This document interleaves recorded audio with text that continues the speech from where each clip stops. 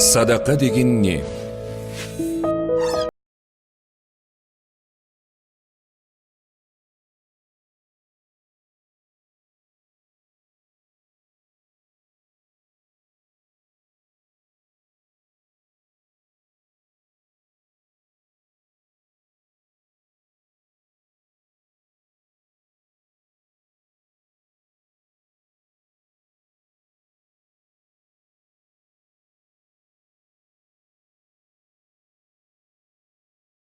Ақшам көбейгенде берем.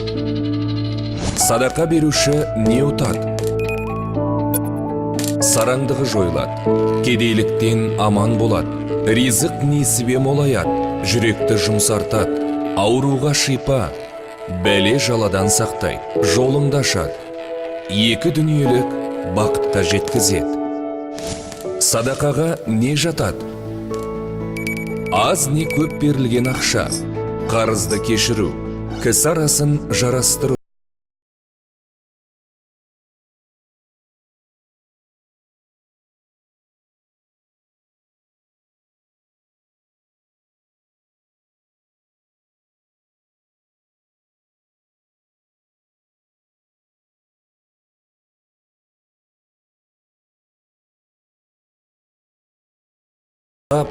Кедейліктен қорқып, байлықтан үміттеніп жүрген кезде берген садақа. Садақаның әдептері